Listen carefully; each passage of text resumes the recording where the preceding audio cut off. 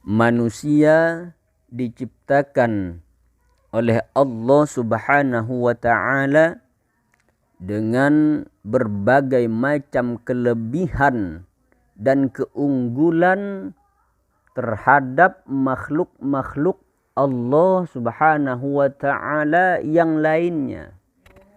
Kendati demikian, manusia memiliki keterbatasan tertentu yang kadang membuat manusia alpa atau lalai terhadap ketentuan-ketentuan yang ditetapkan agama. Oleh karena itu dibutuhkan yang namanya muhasabah atau introspeksi diri atas segala tindakan yang dilakukan di dunia. Muhasabah itu perlu dilakukan dengan istiqomah sebagai pengingat bahwa segala perbuatan tidak akan luput dari catatan-catatan malaikat yang sudah ditugaskan oleh Allah Subhanahu wa ta'ala. Apakah konsisten dalam berperilaku terpuji atau justru sebaliknya? Tentu saja kita semua berharap Allah Subhanahu wa ta'ala selalu memberikan petunjuk dan rahmat-Nya agar senantiasa bisa melaksanakan perintah-perintah Allah Subhanahu wa ta'ala dan konsisten untuk menjauhi larangan-larangan Allah Subhanahu wa ta'ala. Muhasabah diri atau introspeksi diri merupakan perintah agama. Hal ini sebagaimana yang pernah dikemukakan oleh Sayyidina Umar bin Khattab. Sayyidina Umar bin Khattab pernah mengatakan, hasibu anfusakum qabla an tuhasabu wa tazayyanu lil 'aradi al akbari wa innama yakhiful hisabu yaumal qiyamati ala man hasaba nafsahu fid dunya. Yang artinya, hisablah diri atau introspeksi diri kalian sebelum kalian dihisab, dan berhias dirilah kalian untuk menghadapi penyingkapan yang besar atau hisab. Sesungguhnya hisab pada hari kiamat akan menjadi ringan hanya bagi orang yang selalu menghisab dirinya saat hidup di dunia. Sayyidina Umar bin Khattab menyerukan kepada kita semua agar kerap mengevaluasi diri. Ini penting di samping sebagai pemicu agar tindakan kita selalu sesuai dengan rel kehidupan yang ditetapkan oleh agama.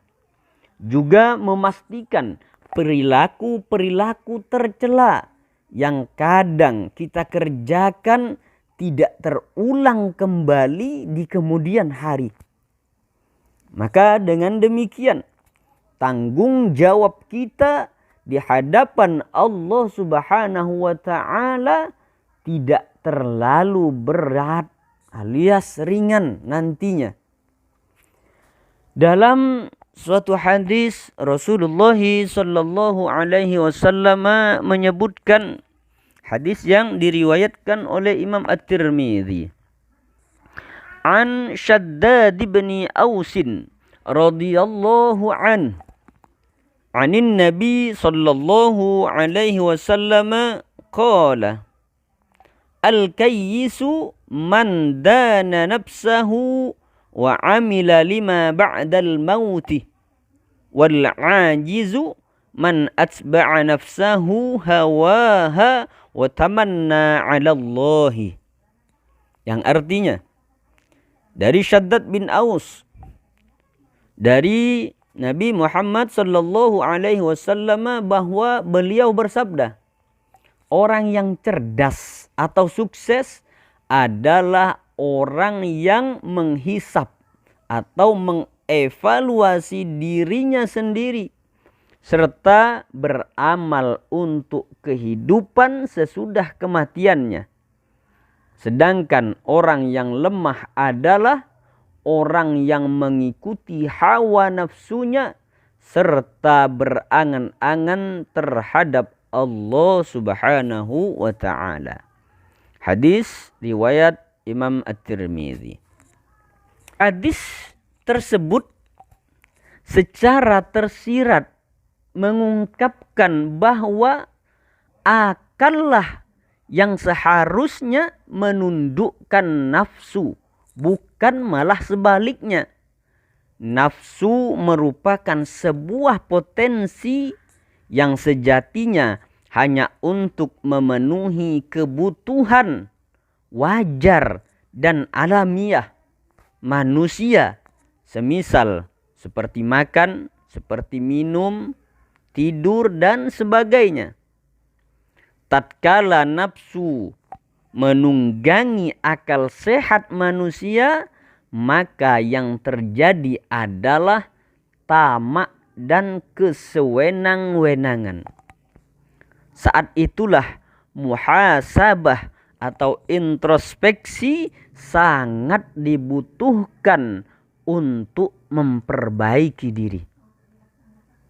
Maka dari sini, dari penjelasan tersebut, ada manfaat penting yang bisa kita catat dari introspeksi atau muhasabah itu.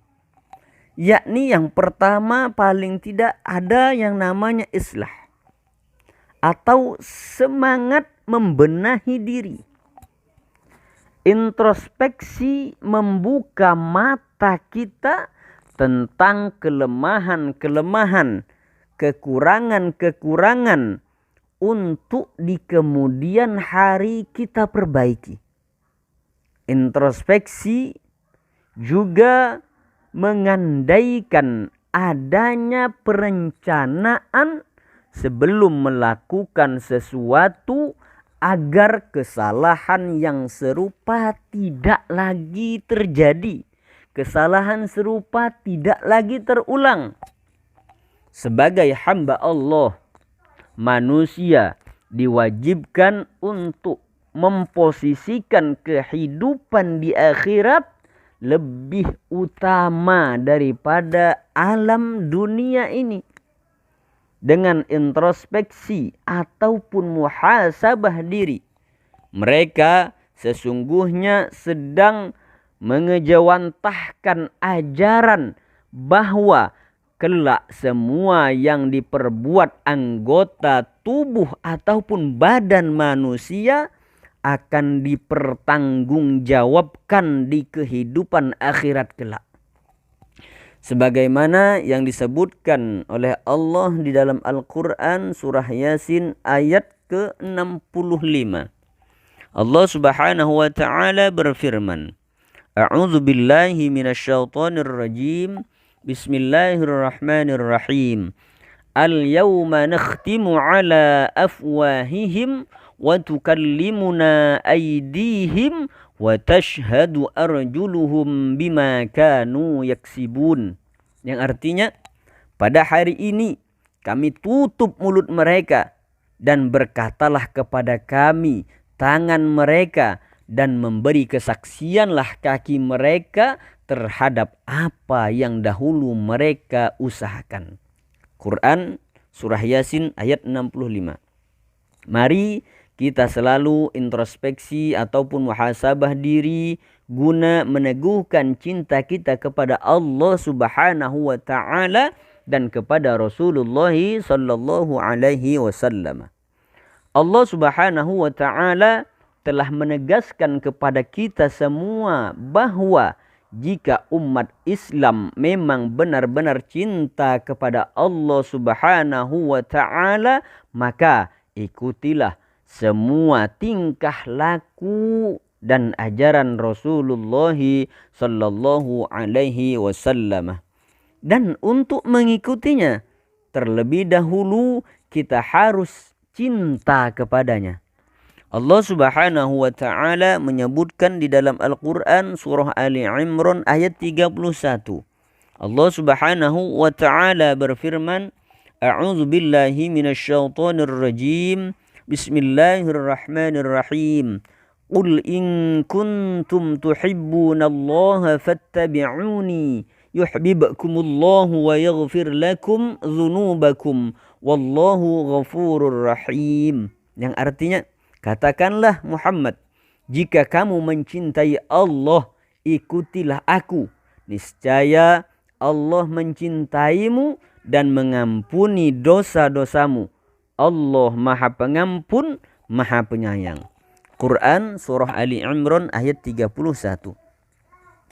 Merujuk pada penjelasan Imam Fakhruddin Ar-Razi di dalam kitabnya Tafsir Mafatihul Ghaib, ayat ini Allah Subhanahu wa Ta'ala turunkan kepada Nabi Muhammad sallallahu alaihi wasallam untuk menjawab pengakuan-pengakuan orang yang mengaku cinta kepada Allah Subhanahu wa Ta'ala, namun mereka justru enggan untuk mengikuti apa yang diajarkan oleh Rasulullah sallallahu alaihi wasallam. Misal seperti orang-orang Yahudi yang mengaku cinta kepada Allah dan orang Nasrani yang mengakui bahwa pemuliaan mereka kepada Al-Masih merupakan bukti cintanya kepada Allah Subhanahu wa Ta'ala. Tidak hanya kepada Yahudi dan Nasrani saja. Ayat ini juga diturunkan kepada semua orang-orang yang mengaku cinta kepada Allah Subhanahu wa Ta'ala, namun mereka tidak mau mengikuti semua yang diajarkan oleh Rasulullah sallallahu alaihi wasallam. Maka pengakuan cinta itu pada dasarnya merupakan pengakuan dusta yang tidak memiliki makna sama sekali.